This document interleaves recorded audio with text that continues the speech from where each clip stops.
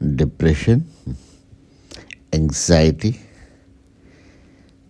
ये सारे शब्द अगर हम थोड़ा सा गौर करें तो 30, 40, 50 साल पहले अगर अपनी जनरेशन से पूछें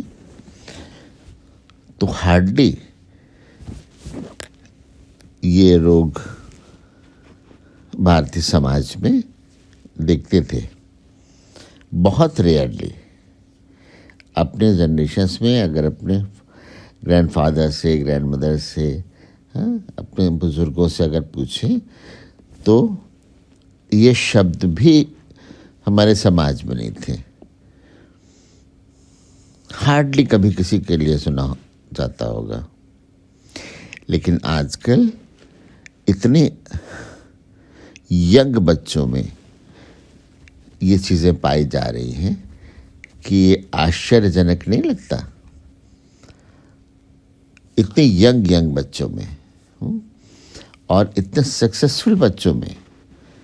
अभी जैसे हमने कुछ समय पहले एक अच्छे खासे सेलिब्रिटी लोग, अच्छे खासे वेल्दी लोग,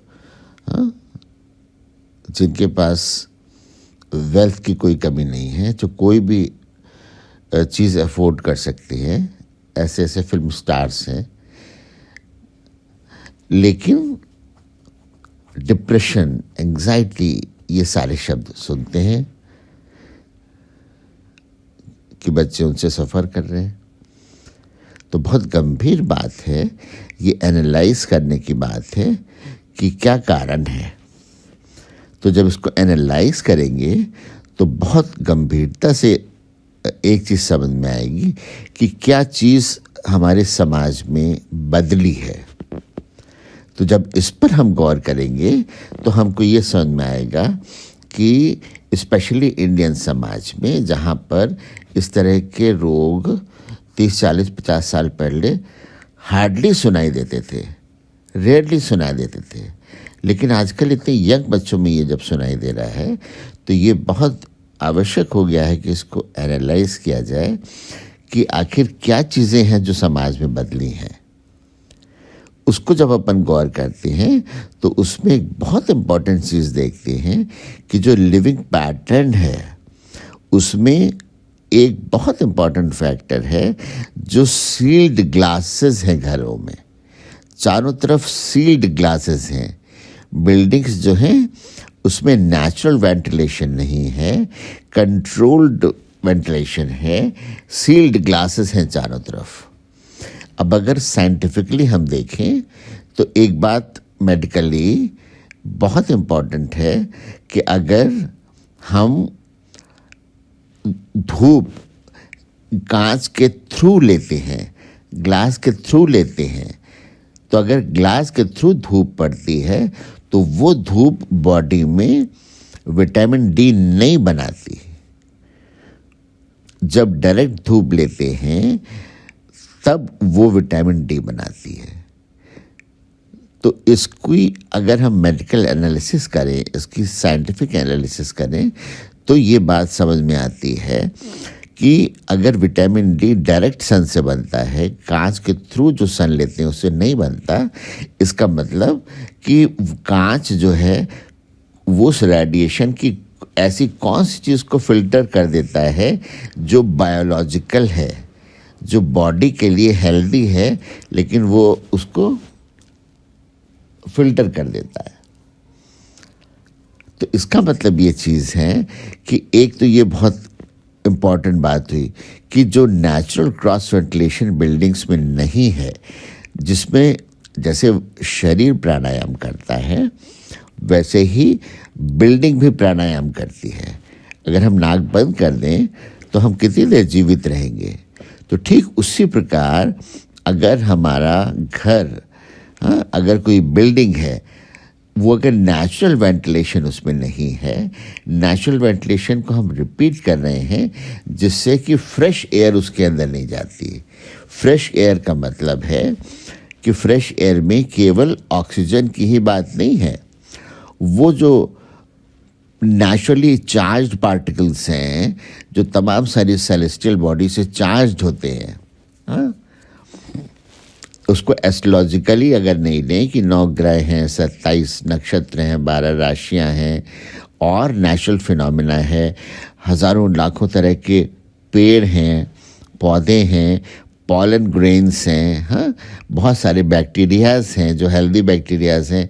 तो जब हम नेचुरल क्रॉस वेंटिलेशन में ब्रीथ करते हैं तो वो ब्रीदिंग हमारे बॉडी को नरिश करती है। It is not merely oxygen और नाइट्रोजन और हाइड्रोजन और whatever it is, it is a holistic natural phenomena which nourishes our body.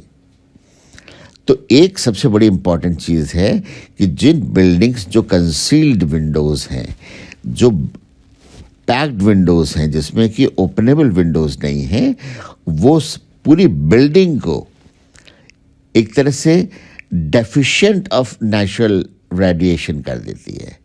एक ये बहुत इम्पॉर्टेंट बात है जो अगर इस पे गंभीरता से शोध होगा तो ये बिल्कुल अच्छे से, जब हमको सिंपली पता है साइंटिफिकली कि अगर ग्लास के थ्रू सन आता है और हम ग्लास के थ्रू सन लेते हैं तो बॉडी में विटामिन डी नहीं बनता। जब नेचुरल डायरेक्ट सन लेते हैं तब विटामिन डी बनता है। तो इसका मतलब है कि जो हमारे ग्लास कंसील्ड हैं, जो सील्ड विंडोज़ हैं, उनके थ्रू जब लाइट आती होगी तो उसके अंदर का जितना एटमॉस्फेयर है वो नेचुरल नहीं है, वो बॉडी में नरिशमेंट या नेचुरल विटामिन डी नहीं पैदा करेगा। तो विटामिन डी तो एक फिनोमिना है जिसको हम फाइंड आउट कर सकते हैं, लेकिन इसका ये एक सिंबलाइज करता है कि उसमें और भी तमाम सारी ऐसी चीज़ें होंगी। जैसे हमने बताया कि जब नेचुरल वेंटिलेशन होता है तो हज़ारों तरह के पॉलन ग्रेन्स होते हैं, बैक्टीरियाज होते हैं, नेचुरली चार्ज पार्टिकल्स होते हैं जिनको अपन ब्रीथ करते हैं। तो इनको जब बॉडी में इनको प्रॉपर ढंग से बॉडी नहीं ले पा रही है तो इसका मतलब बॉडी डेफिशिएंट हो जाती है उन चीज़ों में। एक दूसरा जो बहुत इम्पॉर्टेंट चीज़ है वो ये है कि हमारे बैठने की दिशा अगर मैग्नेटिकली, जैसे हर मैग्नेट में नॉर्थ पोल और साउथ पोल होता है और नॉर्थ पोल को सामने रखते हैं तो वो रिपल करता है, तो उसी तरीके से हमारे बॉडी में भी बहुत सारा मैग्नेटिक रिच एलिमेंट है। तो इस पे बहुत गंभीरता से शोध करने की आवश्यकता है कि क्या कारण है कि भारतीय संस्कृति में जब व्यक्ति की मृत्यु हो जाती है तब उसको ज़मीन पे उत्तर सर करके सुलाते हैं। कुछ गंभीर कारण है ना इसके पीछे। उसको इसलिए सुलाते हैं कि आदमी को ये हमेशा पता रहे कि जीवित आदमी को नॉर्थ सर करके नहीं सोना चाहिए, क्योंकि वो मैग्नेटिक जो रिपल्शन होता है, मैग्नेटिक इफेक्ट होता है शरीर के ऊपर, निश्चित रूप से वो बॉडी में बहुत सारे डेफिशिएंसीज पैदा करता है। जैसे इस तरह की जो बीमारियां हैं, मल्टीपल स्क्लेरोसिस है, अल्जाइमर है, पार्किंसंस हैं, ऐसी बीमारियां हैं जिनका गंभीरता से इतना स्टडी होने के बाद भी मॉडर्न मेडिकल साइंस में अभी बहुत क्लियर पता ही नहीं चल पाया इसका रीज़न क्या है। तो जब इस तरह की चीज़ें हैं, इसका मतलब है कि वो इनविजिबल कारण जो हमको समझ नहीं आ रहे, लेकिन इतने लोग उन चीज़ों से सफ़र कर रहे हैं, तो उनका मूल अगर हम अपनी संस्कृति में खोजने जाएंगे, अपनी वैल्यूज़ में खोजने जाएंगे, ट्रेडिशनल वैल्यूज़ में खोजने जाएंगे, ट्रेडिशनल प्रैक्टिसेस में खोजने जाएंगे, तो उसके बहुत सारे समाधान मिलेंगे। हो सकता है उसका साइंटिफिक एविडेंस मिलने में टाइम लगे, है ना। इसीलिए एक संस्कृत में लाइन बड़ी इम्पॉर्टेंट है कि जैसे जिन चीज़ों के बारे में नहीं पता हो तो जिसमें श्रेष्ठ लोग जिन पथ पर चले हो उस पथ पे चलो। तो यदि अपने को ये पता है कि सारे रास्ते हमें नहीं पता, तो अगर जिस रास्ते पे श्रेष्ठ लोग चलते रहे हों उस पथ पे चलो। ठीक है, हर व्यक्ति को नया पथ अवश्य खोजना चाहिए, अपना मार्ग स्वयं बनाना चाहिए अवश्य। लेकिन यदि जिस प्रकार जंगल है आपको नहीं पता, तो आप एक्सप्लोर करेंगे तो उसमें 100 रास्ते खोजने में एक रास्ता अगर सही मिलेगा, तो 99 रास्ते खोजने में जो समय व्यर्थ हुआ वो समय बच सकता है अगर उसमें एक प्रॉपर रास्ता बना है, जिसको आपको पता है कि उसको प्रॉपर साइंटिस्ट लोगों ने, प्रॉपर सर्वेयर्स ने, प्रॉपर इंजीनियर्स की टीम ने, प्रॉपर गवर्नमेंट ने सर्वे करके बनाया है। और ये एक साइंटिफिक वैलिडेशन है कि उसमें बहुत सारे एक्सपर्ट्स की टीम लगी है, उन्होंने ये रास्ता बनाया है, तो जंगल में उस रास्ते पे आप चल सकते हैं। तो ठीक उसी प्रकार समाज में जो रेगुलर प्रैक्टिसेस हैं, सोशल प्रैक्टिसेस हैं, जिनको हम कहते हैं रिलीजियस प्रैक्टिसेस, लेकिन उनके पीछे बहुत गंभीर वैज्ञानिक कारण होते हैं। तो यदि हम उसको साइंटिफिकली वैलिडेट नहीं कर पा रहे, या साइंटिफिकली वैलिडेशन के लिए हमने एक्सपेरिमेंट्स नहीं किए हैं, और उसमें समय लगाना चाहिए, अगर मान लीजिए उसमें समय नहीं लगा, लेकिन अगर हम देखते हैं कि उन सारी प्रैक्टिसेस जब समाज में थी, तो बहुत सारे ऐसे रोग नहीं थे जो आज हमको मिल रहे हैं। तो this could be one of the way to find out the reason of problems, one of the way, right. तो इसलिए इन चीज़ों को गंभीरता से देखने की आवश्यकता है कि जो हमारे यहाँ जो मान्यताएं हैं, हाँ, कि कहते हैं वास्तु में दक्षिण यम की दिशा है, यम की दिशा की तरफ पैर करके नहीं सोना चाहिए, क्योंकि अब वो सिंबॉलिक स्टोरीज हैं, लेकिन उसके पीछे एक गंभीर विज्ञान है कि दक्षिण की दिशा यम की दिशा है, उधर पैर करके नहीं सोना चाहिए, यम नाराज हो जाएंगे, यह मृत्यु के देवता है। अब इसको एक सिंबॉलिक वैल्यूज़ हैं, ट्रेडिशनल वैल्यूज़ हैं, टाइम टेस्टेड वैल्यूज़ हैं, जिनको कि टाइम इमेमोरियल से प्रैक्टिस किया जाता है। अब इसको हम मैग्नेटिक फील्ड हमारे उस ढंग से बॉडी पे इम्पैक्ट करती है जो नेगेटिव होता है।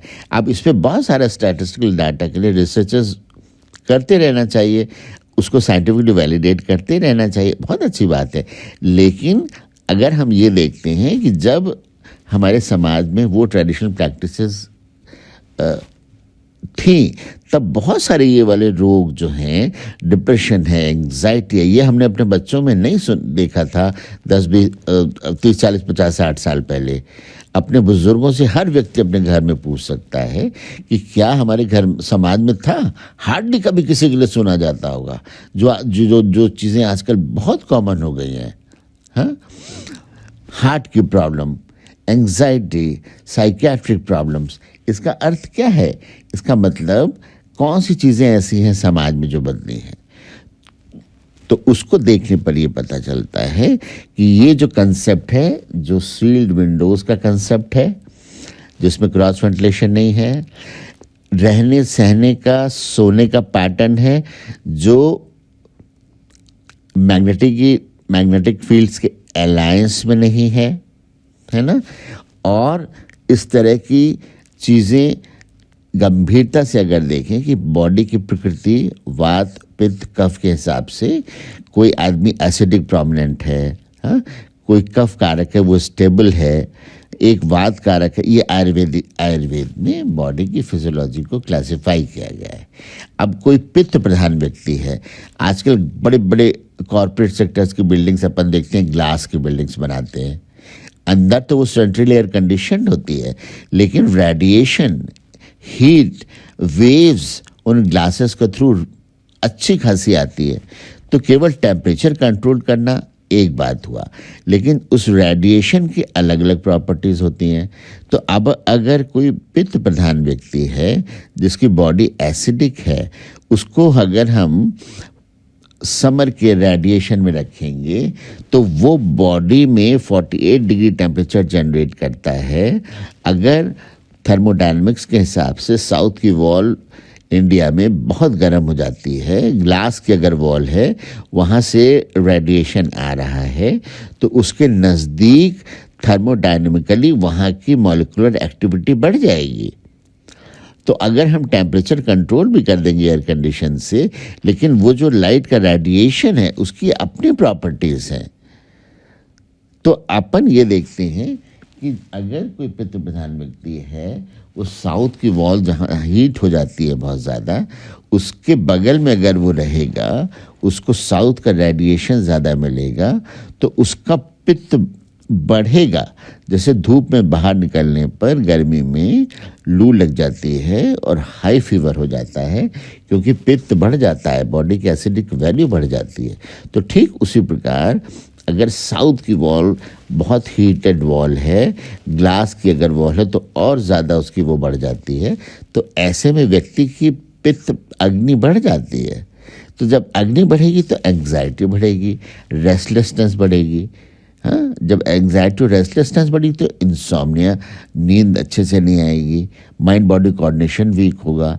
तो जैसे जैसे रेस्टलेसनेस बढ़ेगी, एसिडिक वैल्यू बढ़ेगी, नींद नहीं आएगी, तो इंसोम्निया होगा, तो और तमाम तरीके की साइकिक प्रॉब्लम्स होंगी।